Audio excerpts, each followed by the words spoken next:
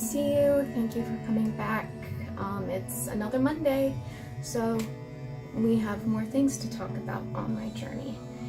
And this week, we're going to talk more about my polyamory status and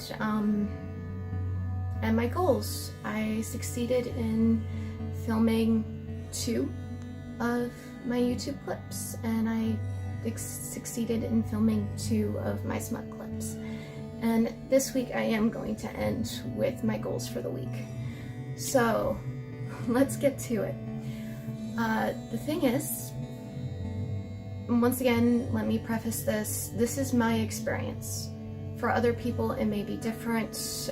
Other people may label it differently. This is my experience as a polyamorous, queer, non-binary person.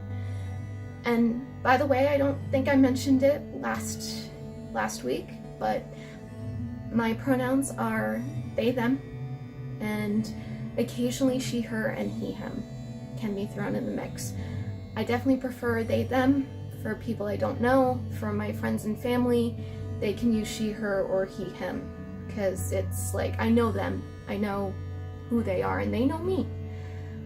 Though I'm not out to most people, as I mentioned. I'm not out to my family. I'm also not out to my roommates. So, I forgot to add a fact. Okay. I keep giggling, and I hope you like the dance at the beginning. Dance with me if you like, and let me know if you like the music or if I need to just throw that out. But I thought it would be a nice way to segue into whatever this is, my journey, Ginger's journey. And though Ginger might be not Ginger too much longer, I may be dyeing my hair soon. We'll see. I know I shaved my head. I didn't acknowledge that in the last video, which I don't think it's a big deal, but yeah, I shaved my head. I like it. Though I really wanted to go for a mullet. It didn't work out that way. I did this by myself. Sorry, Hannah. Hannah's my hairstylist. She rocks, and this is in the San Diego area.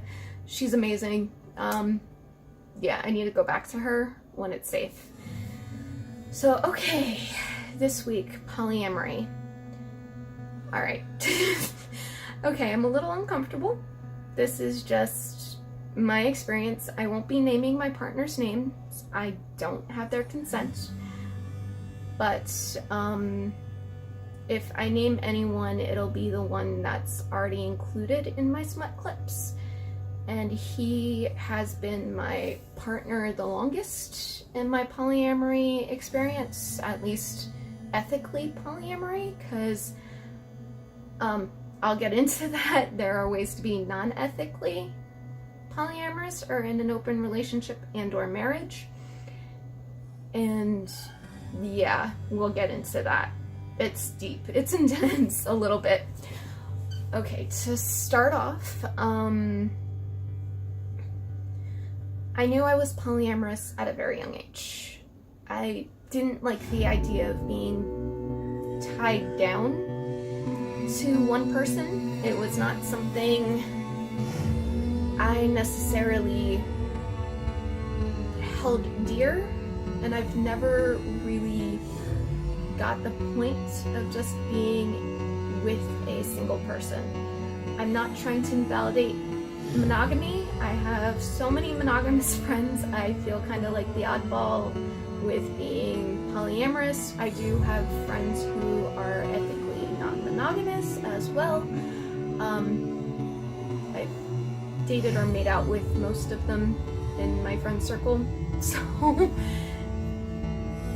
we'll get to that. So I didn't always live in California. I was brought up in Philadelphia, Pennsylvania. Yes, where Trump said bad things happen in Philadelphia. And the way Phillies reacted to that has made my heart so warm. Okay, back to polyamory. Sorry, I keep getting off topic. But yeah, I was born and raised in Philadelphia, which is an extremely open-minded and very, well, it was very open-minded from what I'm hearing from my friends who live there. things may have changed. I miss it greatly. I miss my food. The food's really amazing in Philadelphia. If you ever get a chance, do it. I miss the food. I miss my friends. I miss my lovers. I have lovers in Philadelphia, Pennsylvania. And most of my polyamorous relationships are long distance. And honestly, in most of my long distance relationships, I'm not sure what exactly their point of view of me is, but I know I consider them partners. They may consider me a lover, a friend, someone they're dating sporadically, because everyone I'm with has been in is in some form of a polyamorous or open relationship situation. And there are many types. The longer I do this and the longer I'm with my partners, I'm starting to realize what I originally thought was my relationship style is not necessarily true for me anymore. Let me expound on that. When I started, I always thought I wanted closed hierarchical polyamory, which that by definition is where you have different tiers in your relationships. Like you have your primary, you have your metamor or metamors, and they're secondary to the primary relationship. And that's not really my style.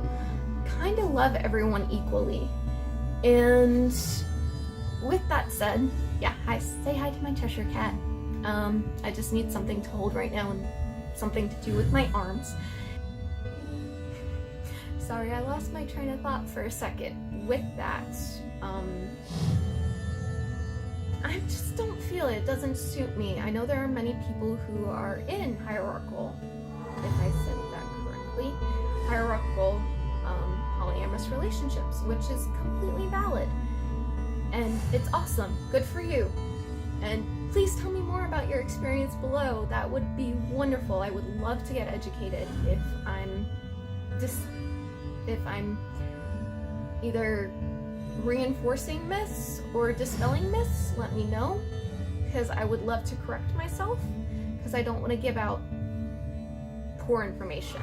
I have done my research, and I always am doing research when it comes to relationships. I'm always doing research on how to become a better switch and how to better my content. And within my relationship, my relationships, let me be clear, I have multiple relationships at different degrees, and honestly, I have a very crazy life now that I think about it. I don't know how I keep everything straight. Most poly people that I know keep a calendar, but most poly people I know are usually a little closer to their partners. I do know a few who have long distance poly too, but I need to talk to them more because maybe they can help me with my communication with my partners further away from me. Okay, enough on the tangent of hierarchical, but that's not my style. And with hierarchies, if the communication's not clear, people may not feel as valued if the communication's not clear. The way I like doing mine is, forgive me for not remembering what the term is, but I kind of see all my lovers on a similar scale, and I love them all equally, in my view, even if I don't talk to them frequently, which makes me sad because there are definitely partners I wish I communicated more with. But even being in a relationship with someone, I'm still afraid to pick up the phone. And I promise coming up will be a discussion about my mental illnesses. Let's change that to mental health struggles, because I am not my illnesses, I experience mental illness. That's a better way to view it, including those with personality disorders. You're experiencing the personality disorder. It doesn't define who you are unless you let it.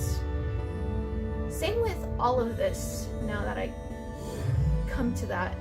You are queer, but you're experiencing being queer, if that makes sense. Maybe it doesn't work the same way as it does in psychology. I know I'm probably wrong with that, but another thing with being queer, poly, or any of these things, it's who you are. It's not necessarily like, it's how you're experiencing life. It's your perspective. This is my perspective, so please don't hate me. And if you hate me, okay, fuck you too. That's all I can say. If you hate me for just experiencing my life, I feel sorry for you, because this is my perspective versus your, not even versus your perspective, this is just my perspective. Alright, back to, sorry, Cheshire. Back to the point. So that's another way of doing it. There's people in open marriages. It's where two people are married and they see other people outside of that dynamic, and they may have it so it's don't ask, don't tell. And with don't ask, don't tell is they can have the experiences with other people, they just don't explain those experiences to each other after the fact. And that could be in any of these. Let me make that clear. That could be in any of these ethical, non-monogamous, sorry, I'm losing words right now. My brain is funky at the moment. I've been having a lot of brain fog, and I am going to be getting help. And I do see a therapist, which I'll get into that when we do the mental health. But, okay, continuing with the polyamory. There's also, there's a poly and mono form of polyamory, and that's where one is polyamorous and the other one's monogamous, and they're together, and they have their relationship, and the polyamorous person goes and sees other people, which for some people that would make them uncomfortable, but for this couple, I hope they have communication to make it easier. And that's the big thing with polyamory is, let's make it clear, ethical polyamory is that there's communication, there's consent, and everybody knows everything, or at least the details that you're willing to hear. There's consent, there's acknowledgement, there's knowing that you're safe within the relationship. You can cheat in poly. I know that is definitely a myth, is that you can't cheat in poly. You can totally cheat in poly. I've been cheated on in poly, and let me just tell you, it fucking sucks. It seriously fucking sucks. And to be clear, the way you cheat is if you break whatever rules you've created in your relationship and in your relationship dynamic. For me, I had a partner where it was like we could go see other people, we could date other people, we could fuck other people. We just had to let the other person know that it was going on. Well, you know what this person did? This person never told me he slept with someone while we were together. And you know what? When I found out through a mutual friend, after we broke up, because we had already broken up at this point, I was devastated. That hurt me really deeply. And even with my current relationship, we've had our struggles with figuring out how to navigate that and how to basically acknowledge each other's boundaries and what necessarily makes it okay for us to be with another person. And what I realized is we just need to check in with each other if we're going to sleep with someone else. We always ask if we're sleeping with someone else, they have to get STD tested, And if we're screwing with another person that just happens to have a penis, it's condoms all the time for people outside of our relationship, excluding if I'm doing my sex work. Just to make that clear, it's excluding my sex work. And with my recent surgery, things might change. That's the other thing with polyamory. Boundaries are constantly changing, personalities are constantly changing, and if you can't keep up with that change, maybe it's not the relationship you should be in.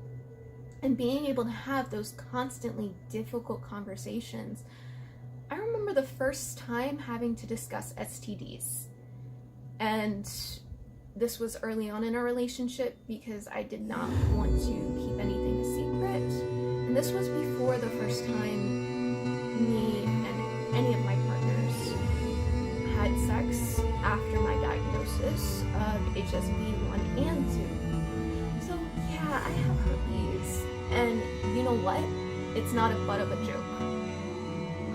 Unless you're trying to destigmatize it, then you can create it as a butt of a joke. But if you're just doing it to be an asshole, you're legitimately an asshole. And yeah, that's what I'm saying on that is sexual health is so important. Being able to have the discussions about STDs is so important. And the reason why I'm so nonchalant about having herpes is because the rate of transmission is low when you have it. There are many ways to protect yourself and your partners. If you have it, there's suppressive treatment. Using a condom helps, and even if you're not using a condom, the transmission rate is less than 5%. In fact, this is a fact, up to 85 to 95% of the human population carries herpes. You may be a herpes carrier and not even know it because it's not tested for regularly. And you want to know why that is? You want to know why? Because of the stigma around it. Isn't that kind of fucked?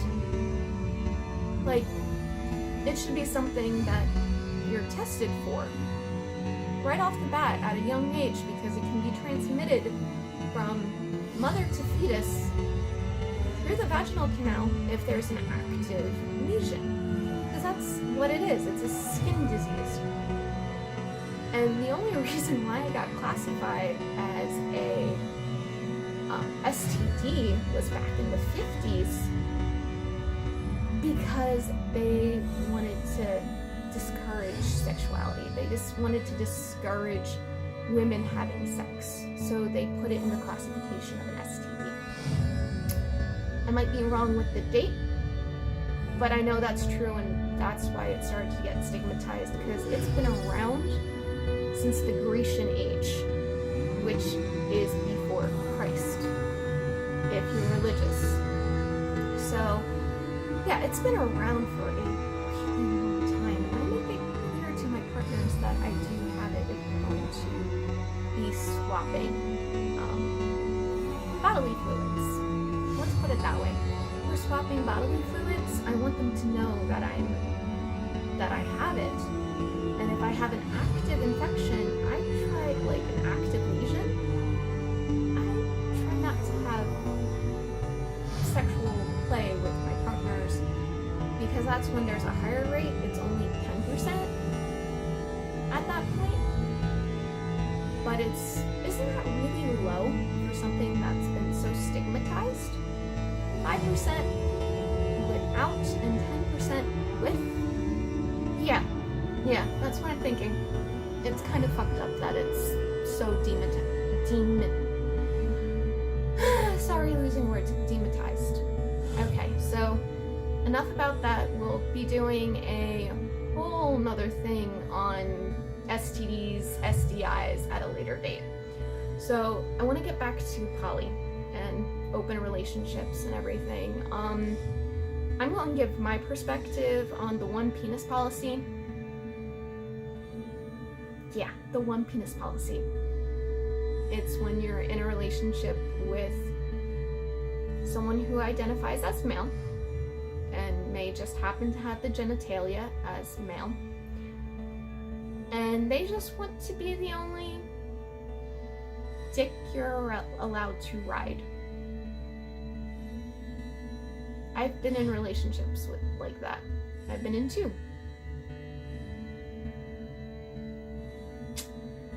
Yeah, no. I don't think it's ethical at all. I feel it's very controlling. I feel one penis policy can also be used as a form of abuse because it is so controlling. And it really limits, because I know myself, as someone who presents as female, I have a hell of a time flirting with girls. And it may make it more difficult for your partner to have other partners if that's something that they're seeking, if they have this strict policy of no other penises are allowed in the game. I completely get it if you feel this is valid. For me personally, and from my personal experience, it's been very traumatic being in those one penis policy relationships. Yeah, and it really sucks. And I would also like to note that I've been in monogamous relationships. I've been in a few. They never ended well. And they were never safe. Yeah, that's the word I'll use, is safe. My monogamous experience has put me in abusive situations because of my sexuality. And because I knew at a young age that I didn't want to just be with one person. And it ended up that my partners were very controlling, especially when I finally started to get into poly more outwardly after I left my last monogamous relationship. I was like, oh, you're trying to control me. You're trying to make me not have the experiences that I want. It may just be me. Let me know if I'm wrong, or let me know your experiences with the one penis policy, but this is just my experience. Let's see. I don't really have much more that I'm able to discuss at this moment. So let's go for my goals this week. And thank you for listening to me rant for this almost 25 minutes of explaining polyamory. If you have any more questions, concerns, anything you just want to tell me, please let me know. And I want to know. Let me know what you want me to address in a later video. I'll read all your comments, good or bad. If I see bad comments, I'm not going to lie. I may just find a way to ignore the negative energy because I do want to bring this positive, but if it's given to me in a constructive, critical way, I will definitely consider your point of view. But don't come at me cruelly, because that's not right. I'm a human. We're all humans and we're just trying to live. Yeah, so goals for the week. Okay, so my goals this week are to film 2 videos, either YouTube or smut, doesn't matter. To, let's see, go hiking. I want to go hiking one day this week. I want to continue with my gratitude journal. I want to find a job in the weed industry. That is something I want to look for. Another goal for the week is to, well, at least apply to another job in the weed industry. And make sure I go to therapy. And that should be tonight. And my therapies are usually Monday nights. Let me know if you're in therapy, actually, because I find it very helpful. And, yeah, and, any other goals this week? I'm going to start doing those resources for you. Let me know where you're from, where you're located, and I'll let you know if I can find any queer resources, any sexual health resources, even just health resources, because I know most people might be struggling with health and may not have insurance. And just let me know if I can help you with that. I will do my best. And yeah, thank you for listening to me rant for 25 minutes. Just want to let you know, please go out and spread love today. And I hope you're having a great day. Yeah, so spread the love, have love, give love. We need to love each other more, especially during these times. And just know you're worth it, and don't let anyone bring you down. And I hope you have a great, great, great day. All right, bye. Mwah.